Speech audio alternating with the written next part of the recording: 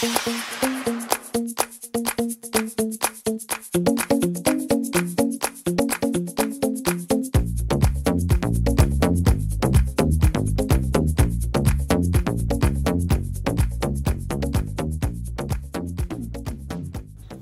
y'all, Irix Guy here, and I want to take a moment actually to respond to several fans. You asked how do I film such smooth video with this right here. This is the DJI Phantom 2 Vision Plus.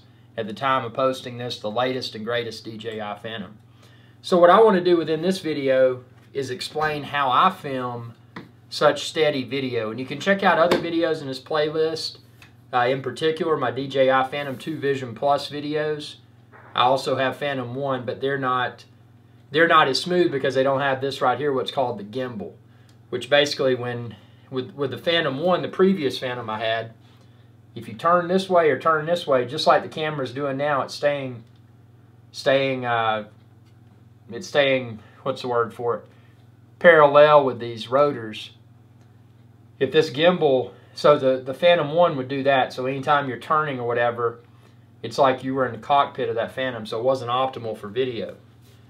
But with the gimbal, this gimbal right here, and I've got it in this little protected piece so it's not going to flick around while I'm filming this, but when this is powered on, if you turn the DJI Phantom 2 Vision Plus this way, the camera is still going to be horizontal with horizon. And that's one of the big pieces. If you've watched some of my older, the videos that I just say DJI Phantom, those are the Phantom 1 videos, the 1.1.1. But the videos where I say DJI Phantom 2 Vision Plus, those were filmed with this right here. And you can check the link within this video's description and find a link to order the DJI Phantom 2 Vision Plus, just like I have right here, as well as more videos and photos that I've made of this. So how do I film? How do I film these steady videos? Well, you're probably expecting an elaborate answer, and I'm going to give you that, but it's not as elaborate as one might think.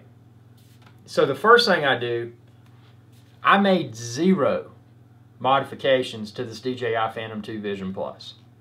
This is the DJI Phantom 2 Vision Plus, just like it came out of the box when I ordered it. Now the props, I know some people like to use aftermarket carbon props. They feel that it may not produce as much video jello or whatever if you're using carbon props. To be quite honest with you, and I've broken a few props, all the props I purchased are the DJI Phantom, the DJI branded Phantom 2 props. And you can find a link to those within this video's description also. Those are the props that I use. Everything's 100% factory, so my remote control, it's the stock DJI Phantom 2 Vision Plus remote. The Wi-Fi range extender there, the stock range extender. The holder for my phone. I currently use the iPhone 5, but I may play around with the possibility of using a small tablet. So stay tuned for that in future videos. So this is what I use. So that's from an equipment perspective. That is the equipment that I use to capture these smooth videos, and I appreciate your feedback on those because I'm not a video expert. I like to have fun with this. I like to, as you may have noticed, I like to post YouTube videos. I've got a few thousand at the time of posting this one, and I'm working to get a few thousand more. But using this stock equipment, the big secret is this. When you're flying, one thing you want to do within the Vision app on your iPhone or your Android, if you angle the camera to the topmost position, you're going to get the propellers in the scene. And when you get the propellers in the scene, what it's going to do, well, obviously you're going to see the propellers, but that also may translate to a little bit of video jello.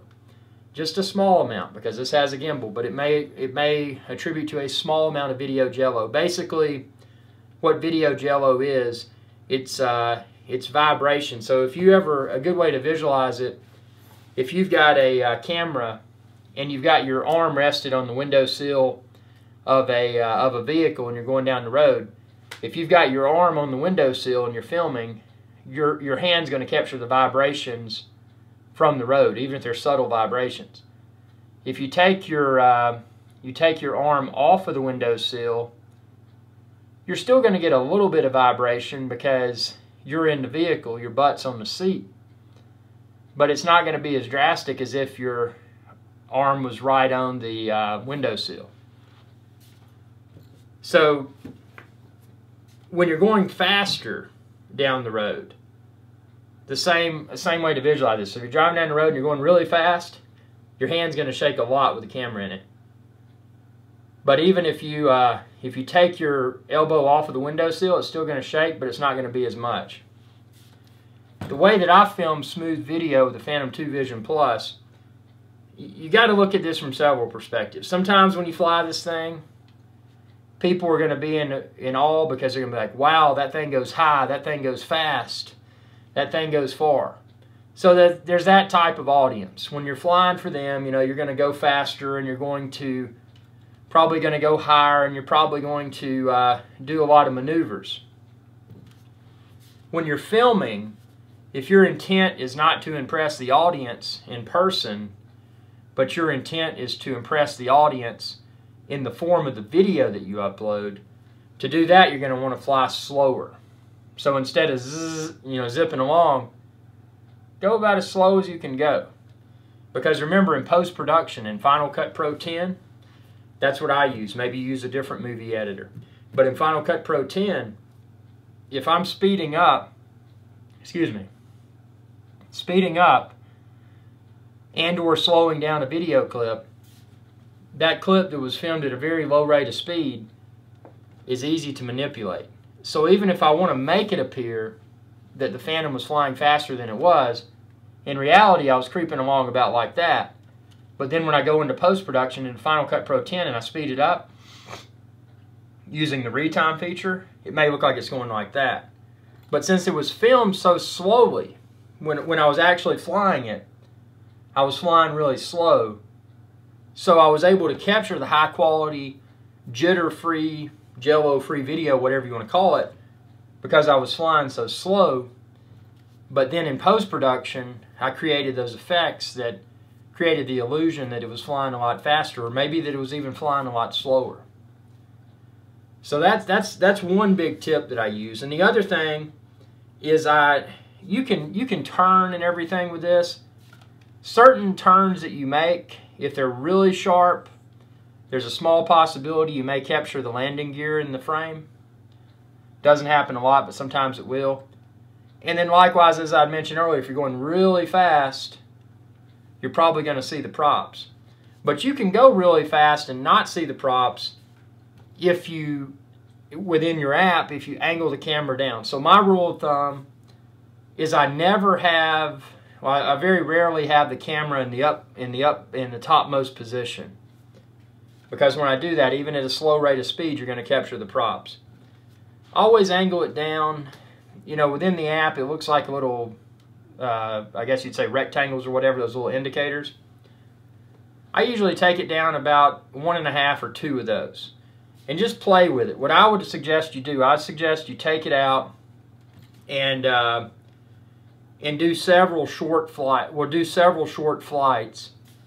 just with the different camera positions, because the angle of the camera within the app is one of the key pieces. So maybe for your first test, you angle it slightly down. Maybe for the next test, you angle it a little bit more down. And maybe for another test, you want it angled straight down, so when you're taking off, it looks like you're just hopping off of the ground. Play with those different shots. Don't waste an entire 25-minute battery for one clip. Get you a notepad and say, okay, this was with DJI Vision app with the camera angled to, and just find your own way of notating how far down or how far up you had the camera angled within the app. And then also notate your speed. You can see the speed within the app. Write down this data in a notepad and then say flight 1, flight 2, flight 3, etc. Download these video clips, and from your computer, watch each clip and find out, okay, this one I could see the props, and then here were the settings that I was using for this video. and this is the speed I was going, and start to analyze that data, and then you can figure out how you want to fly your Phantom 2 Vision Plus to optimize the video quality that you're looking for. And all of my videos at the time of posting this, and I don't have a reason to change, I filmed everything. All of my Phantom 2 Vision Plus videos have been filmed at 1080p, 30 frames per second. Haven't used any other settings, and I found that setting to be optimal for my videos for the Phantom 2 Vision Plus. So tell me what you think. Share your thoughts. Feel free to contact me directly by way of irixguy.com. I'm not an expert with this. I just like to have fun, as you can see within my thousands of videos. But feel free to ask any questions that you may have. Feel free to share this video with others. And if it's a really good question, I may even post a video response to it, because that's my goal. My goal is to post as many videos as I can. And I hope that you found this video and my other videos to be entertaining as well as educational. So be sure to subscribe, youtube.com/irixguy.